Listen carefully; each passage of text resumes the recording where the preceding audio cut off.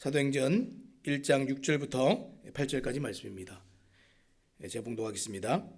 그들이 모였을 때에 예수께 여쭈어 이르되 주께서 이스라엘 나라를 회복하심이 이때니까 하니 이르시되 때와 시기는 아버지께서 자기의 권한에 두셨으니 너희가 알 바 아니요 오직 성령이 너희에게 임하시면 너희가 권능을 받고 예루살렘과 온 유대와 사마리아와 땅끝까지 이르러 내 증인이 되리라 하시니라.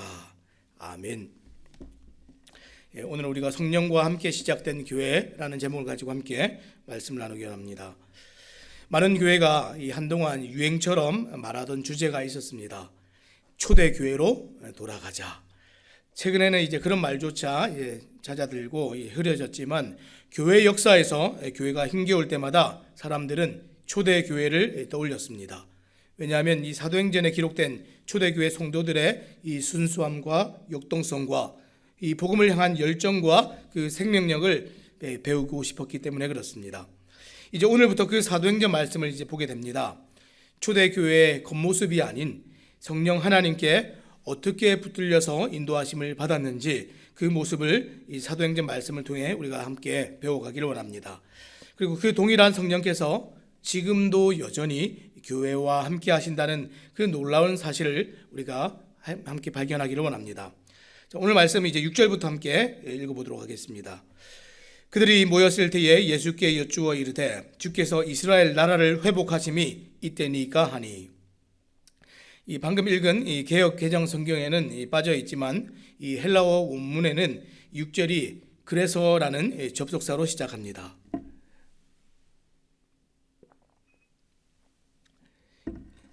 이 그래서라는 이 접속사가 있다는 것이 무슨 뜻이죠? 이것은 앞에 5절 말씀과 이어지는 말씀이라는 것을 보여줍니다. 자, 예수님께서는 이 5절에서 너희가 몇 날이 못 되어 성령을 받게 될 것이다 라고 말씀하셨습니다. 이 말씀을 듣고 제자들은 그러면 이제 이스라엘 나라가 회복되는 것인가 라는 생각을 했습니다. 왜냐하면 이 구약 성경에 이스라엘이 회복될 때 하나님의 영을 먼저 이스라엘 사람들에게 부어주실 것이다 하는 말씀이 있기 때문에 그렇습니다. 이사야서 32장 15절부터 17절까지 말씀에 이렇게 기록합니다. 마침내 위에서부터 영을 우리에게 부어주시리니 광야가 아름다운 밭이 되며 아름다운 밭을 숲으로 여기게 되리라. 그때에 정의가 광야에 거하며 공의가 아름다운 밭에 거하리니 공의의 열매는 화평이요 공의의 결과는 영원한 평안과 안전이라. 이런 말씀들을 기억하면서 제자들은 이스라엘 나라의 회복에 관해서 질문을 하게 된 것이죠.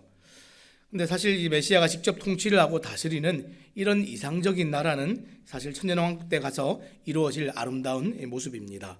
하지만 제자들은 이 회복이라는 단어를 사용해가면서 이방에게 뺏긴 이 자신들의 땅을 돌려받는 것으로 이해하고 그렇게 지금 이 회복이라는 단어를 사용하고 있습니다.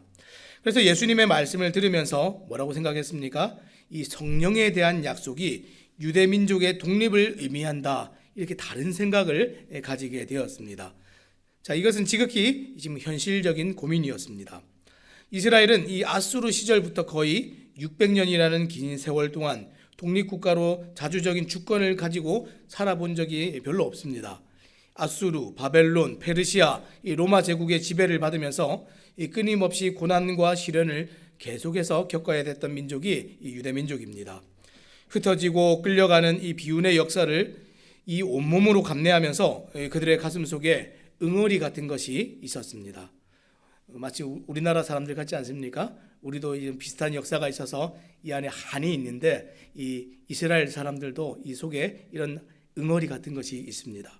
그래서 이 예루살렘을 떠나지 말고 약속한 것을 기다리라라는 이 명령을 듣고 그들 나름대로 지금 생각을 정리했던 것이 이제 독립이 되려는가 보다 이렇게 생각을 했다는 것이죠.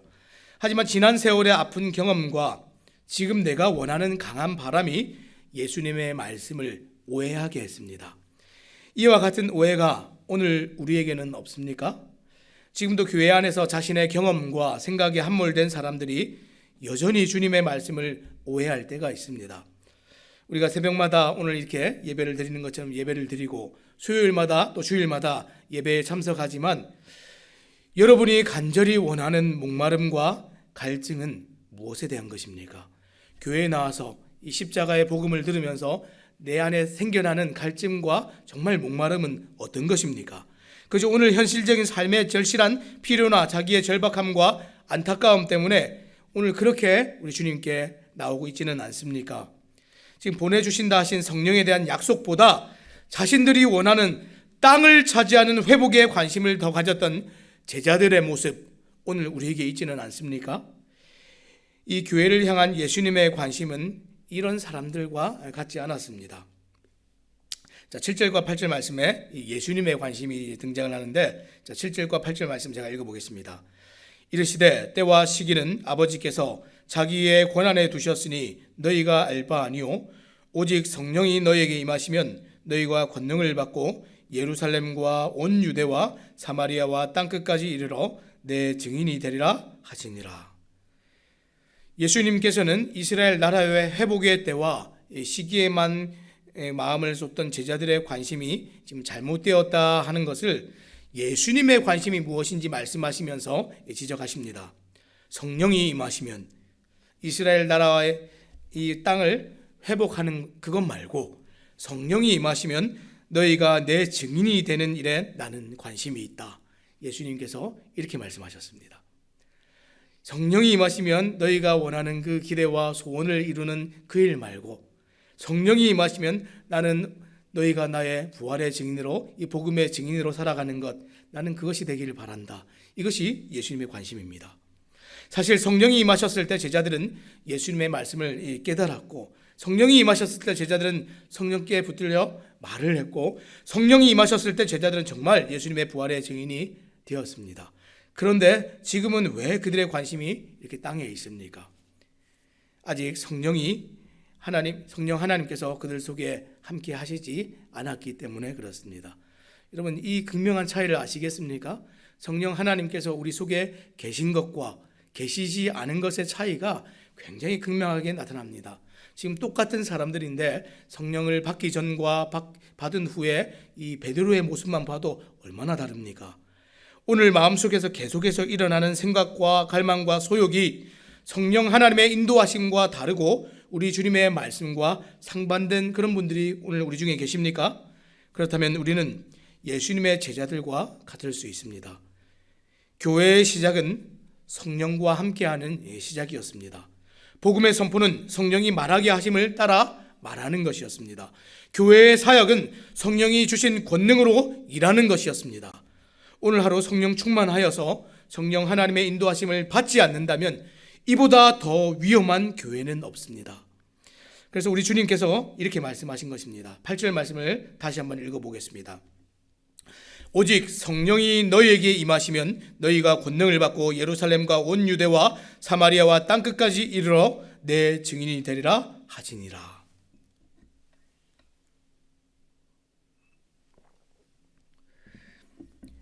여러분, 성령이 임하면 무엇을 받습니까? 권능을 받습니다. 이 권능은 이 헬라어로 두나미스인데, 여기에서 이 두나미스는 다이나믹이라는 영어와 라틴어를 파생하게 만들었습니다. 이 두나미스라는 말은 이 1톤의 폭약이 한 번에 터지는 위력을 말할 때 이 두나미스 이렇게 얘기합니다. 막 어마어마한 폭탄이 터져서 도시가 날아가고 어마어마한 그 건물이 무너지는 것을 한번 상상해 보시기 바랍니다. 그 위력이 어느 정도일지 우리가 다 경험하지 않았기 때문에 상상할 수도 없지요. 성령이 임하시면 권능을 받게 되는데, 그 권능이 이런 권능입니다. 큰 힘과 위력을 떨치면서 발휘되는 그런 위력, 이것이 두나미스입니다. 이 권능은 우리의 경험과 주관적인 생각과 같은 우리의 옛것들을 순식간에 파괴하고 새로운 변화를 이끌어내는 하나님의 능력입니다. 그리고 이제 성령께서 주시는 힘으로 생생한 활력의 역사가 우리 가운데 나타나게 됩니다. 그래서 성령이 임한 사람이나 성령이 임한 교회에는 말로 표현할 수 없는 강한 역동성이 있습니다. 이것은 그리스도인 개인의 영성이나 교회의 영성을 객관적으로 가늠해 볼 수 있는 지표가 됩니다. 두나미스, 성령이 임하시면 권능을 받는 것, 이것이 지금 우리 가운데 일어나야 되는 그런 일들이지요. 여러분이 처음 구원을 받았을 때 그 기쁨과 감격과 또 무엇이든 받아내고 일하며 지치지 않았던 그런 역동성 오늘 우리에게 있습니까? 오늘 여러분 안에 그 열정이 식어버렸다면, 오늘 여러분의 입에서 나오는 것이 그저 불평과 불만뿐이라면, 오늘 여러분이 행하는 일이 그저 여러분의 안위와 여러분의 즐거움뿐이라면 오늘 하나님 앞에서 여러분은 누구이십니까? 성령 충만하지 않은 그리스도인은 껍데기만 남은 교회일 뿐입니다. 성령 충만한 모습과 이 성령의 불이 꺼져버린 모습은 교회와 성도와 개개인 모두에게 지금 나타날 수 있습니다. 어떤 때는 우리가 하루를 살면서 잘 예배하고 말씀에 깊이 들어갈 때는 성령 충만할 때가 있지요. 그런데 우리가 하나님과의 교제가 소원해지고 멀어지고 우리가 예배를 나오기를 우리가 그치고 날마다 우리가 우리의 영성을 잘 관리하지 못하면 또 우리가 성령 충만한 삶을 살아갈 수 없는 그런 일들이 빈번하게 우리에게 나타납니다. 똑같은 설교를 들어도 어떤 사람은 크게 감동을 받는 사람이 있고 또 어떤 사람은 크게 감동받지 않는 사람이 있습니다. 너무 이상하지 않습니까? 똑같은 설교자에게서 똑같은 하나님의 말씀을 듣는데, 그런데 어떤 사람은 내게 하는 말씀이라고 생각하여서 반응이 다르고 눈빛이 딱 달라지는 사람이 있습니다. 말씀이 그 속에 역동적으로 변화를 가져와서 생각이 달라지고 삶의 변화가 일어나는 사람들이 있습니다. 그러나 성령의 불이 꺼지고 성령의 임재가 느껴지지 않는 사람은 언어에서부터 부정적이고 하루의 모든 순간이 성령 하나님과 어긋나서 그렇게 살아가게 됩니다. 사랑하는 여러분, 성령께 제대로 붙잡힌 인생은 분명히 달라집니다. 하지만 성령이 충만하지 못한 삶은 오늘도 분명히 공고합니다. 오늘 우리의 신앙생활을 한번 돌아보시기 바랍니다. 우리는 정말 성령 충만해서 정말 주님께 붙들린 삶을 살아가고 있는지, 오늘 하루도 정말 고민과 불평과 공고한 가운데 오늘 하루를 살아가는 것이 너무나 지치는지, 그 원인은 우리가 성령 충만하지 않아서 생기는 문제들입니다. 오늘 우리의 신앙생활을 한번 돌아보시고 말씀에 비추어서 오늘 우리가 한번 생각해 보기를 바랍니다. 인간적인 애씀으로 신앙생활의 겉모양은 근사하게 우리가 흉내낼 수 있습니다. 교회 다니면서 정말 그럴듯하게 신앙생활하는 좋은 모습을 우리가 빚어낼 수는 있지만, 그러나 나의 힘으로 하는 것은 그리 오래 가지가 않습니다. 풍선에 바람이 빠지듯이 자기의 의지, 자기의 힘이 빠지면 그대로 다 쭈그러들고 주저앉게 되는 것이 우리의 의지로 신앙생활하는 그런 모습입니다. 반대로 성령이 충만한 삶은 처음부터 나의 힘을 빼고 성령께 의지하는 삶을 살아가는 그런 삶입니다. 그럴 때 성령의 날개를 다는 것과 같이 우리가 정말 힘있게 날아오르고 힘있게 일하고 힘있게 사람들을 받아내고 넉넉하게 사랑을 하고 넉넉하게 이 모든 사명들을 기쁨으로 감당할 수가 있습니다. 이것이 성경의 초대교회가 일하는 힘의 근원이었습니다. 성령 충만입니다. 기억하시기 바랍니다. 교회는 성령과 함께 시작이 되었습니다. 오늘 교회의 모습은 있지만 성령의 지배를 받지 못한다면 우리는 인간적인 애씀과 세상적인 지식의 방편을 가지고 살아갈 수밖에 없습니다. 그것은 모양만 그리스도인으로 살아가는 모습입니다. 이런 자들을 향하여서 바울은 이 디모데후서 3장 5절에서 이렇게 말했습니다. 경건의 모양은 있으나 경건의 능력은 부인하니 이 같은 자들에게서 내가 돌아서라. 오늘 말씀을 맺겠습니다. 오늘도 교회를 향한 예수님의 관심은 한 가지입니다. 그것은 우리가 예수님의 증인으로 살아가는 일입니다. 성령이 임하면 내가 원하는 바람이 이루어지고, 성령이 임하면 나의 소원적인 그런 기도가 이루어지고, 성령이 임하면 내 생활의 모든 것이 윤택하고 풍성하게 되는 것이 아니라, 성령이 임하면 예수님의 모든 관심은 우리가 예수님의 증인이 되어 살아가는 그런 교회와 성도가 되는 것, 이것이 우리 주님의 바람이었습니다. 말로나 태도나 행위로 무엇으로든 예수님이 비춰지고 나타나는 사람으로 살아가는 것, 이것이 성령이 임하면 나타나는 교회의 모습입니다. 사랑하는 여러분, 오늘 사람들이 나에게서 무엇을 보고 무엇을 듣기를 원하십니까? 나의 말과 생각이 아니라 우리 속에 계신 성령께서 살아가게 하심을 따라서 살아가는 그런 교회가 되고 성도가 되기를 그렇게 소망하며 오늘 그렇게 살아가시기 바랍니다.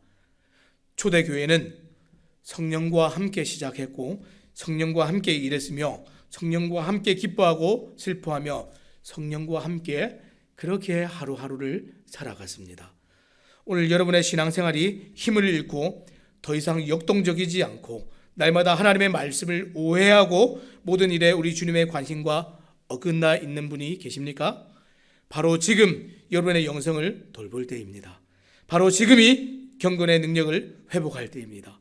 바로 지금 예배와 말씀을 통해서 성령 하나님께 붙들릴 때입니다. 오늘 이 말씀 앞에 선 오늘이 성령 하나님과 다시 시작하고 복음으로 달려갈 그때입니다.